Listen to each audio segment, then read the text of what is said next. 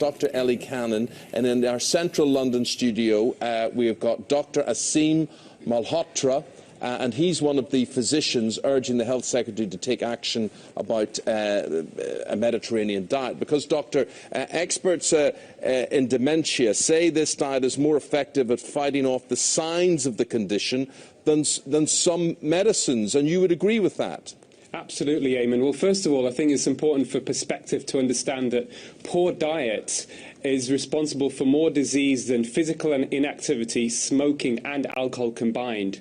And when we look at the evidence in terms of what the best diets are for many diseases, not just preventing Alzheimer's, but in terms of cardiovascular disease reduction in risk, the Mediterranean diet is the most effective. And that's specifically a diet that's high in fruits, whole fruits and vegetables, oily fish, olive oil, nuts, for example, almonds, walnuts, and one that's very low in sugar.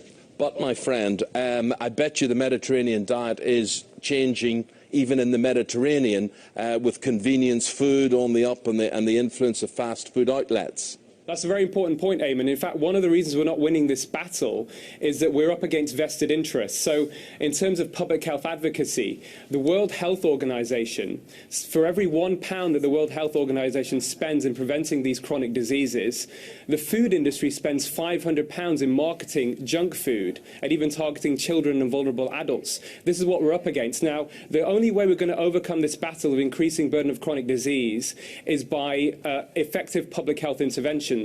And Jeremy Hunt, the Health Secretary, a few months ago actually pledged that he said he wanted to cut premature deaths by 30,000 by 2020. Now, that's only going to happen by regulation, and that includes minimum alcohol pricing, banning of junk food advertising to children, and even restricting junk food availability in schools and hospitals.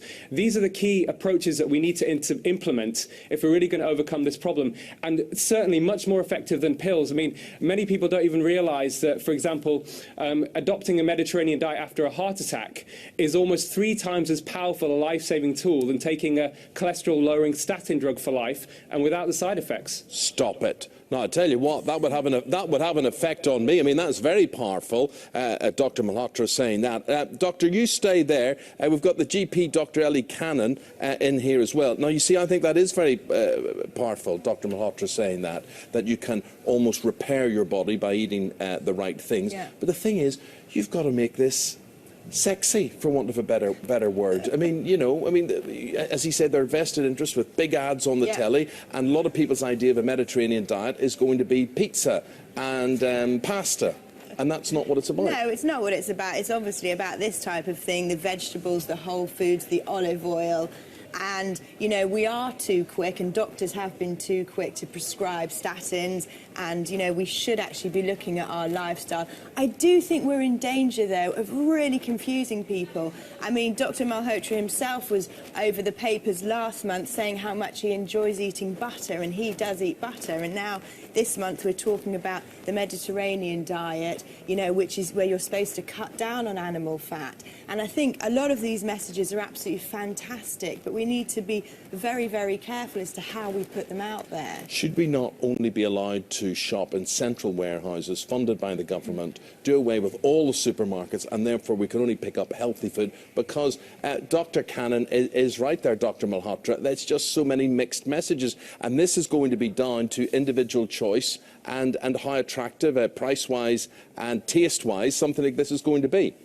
Yeah, sure, but, you know, you talk about individual choice, Eamon, but unfortunately, when we have a food environment that is essentially being hijacked by processed foods that are high in sugar, trans fat and salt, it's very difficult for people to make healthy choices. When you combine that with the fact that you have health claims on foods that are marketed as low fat, that are loaded with sugar, you know, all of this is a perfect storm for public health. It's very difficult for people to exercise personal responsibility when they're not getting the right information and their choices are limited. You're absolutely right here, but what do you think your chances are of getting this adopted and making this second nature for people?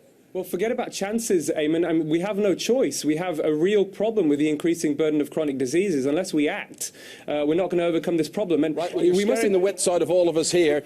Charlotte wants to ask you something here. I just wanted to talk about, whenever we talk about this on the programme, actually, the main thing that people say is cost, actually. And they would say, we want to be able to eat more healthily, we want to be able to get more fruit and vegetables, but until something is done to bring down the cost of that, they feel that it's difficult for them to do that on a regular basis. Well, I think that's slightly exaggerated. In fact, we know that supermarkets will actually reduce the costs of very processed, cheap foods because they want to sell them. They're marketed better. But if you just take a simple example, it's actually cheaper to buy an apple than it is to buy a Mars bar. Oh. Right, but you see, I work in a very, very impoverished area, and last week, I made a comment on Twitter along the lines of that actually now in practice, when I have patients who are tired or seem to have no energy, we've actually now started asking them, can you afford to eat? And sometimes I'm afraid the answer is actually no. But then does this make you rethink your stance on things like genetically modified food, which would make this more affordable? From my point of view, yes. well, I think it's people like you stop progress that there are all things, the time. that there are things that can be done actually to help them. I mean, perhaps if they looked at it from a government point of view and said, well, is there anything we can do to help people in that sort of situation? Give them vouchers to allow them to get fruit and vegetables and things that make it more accessible. That means or that's less you of a could just problem. pop a pill. Do you know what? You could pop a pill, doctor. What would you have against that? Well, I don't think that, unfortunately, we've been popping pills for decades, and it hasn't really had an effect on chronic diseases. But coming back to the cost issue, one of the things that could be done, for example, is if we tax unhealthy foods. For example, there's been calls for a sugary drinks tax, which I fully support. That money could be used to subsidise healthier foods. But one really important point, Eamon, I want to make is that if we look at the most important public health interventions in the last century, whether it's seatbelts in cars, safe drinking water, smoke-free buildings, banning of tobacco advertising, this happened through regulation and had a massive impact on the health of our nation. OK, here where you're coming from. Dr Malhotra, I've got to say goodbye to you. Thank you very much indeed. Jacqueline? Well, I just think you're right. I think all this stuff on the tray is very expensive. That's very expensive for a very ordinary family. Olive oil is much more expensive than normal oil. These cost how much? Like £1.50 for one thing? Protest that you want, but he's right, and we all know he's right. But for some people, they can't afford it. They just couldn't afford that. It's whether or not he's realistic. Yeah. And I find it difficult speaking to patients about things like olive oil and courgettes. So you when still the reality think we're going to, in the foreseeable future, I'm just smelling my basil here, which is absolutely it's a delightful thing, isn't it? It's a herb. Lovely. But you think at the end of the day, he's being too idealistic and you're going to still have to be writing those prescriptions for those pills? I think he's slightly idealistic. I think it's right. You know, we should be looking at lifestyle. We shouldn't always be looking at drugs. I think there are more crucial issues right now. You know, food poverty at the moment in this country is a massive issue, and I find it hard to talk about whole wheat spaghetti when, you know, we've got people that actually can't even afford to buy cornflakes. Do you know, here's my thought. I'm quite a big person, tell you, but I looked svelte at the football match I went to on Saturday. Absolutely svelte. I was shocked by the amount of people around me that were twice my size. And what are we going to do? What are we going to do? I'm going to get Mrs. Holmes to do the Mediterranean diet. That's what we're going to have to do. For you. We'll take that back. Yes, I'm going to get a cook. We need a programme. We need a Nigella. Maybe not Nigella. Maybe she's a bit busy at the moment. But, you know, somebody like Nigella or Jamie or whatever on the telly doing the Mediterranean diet.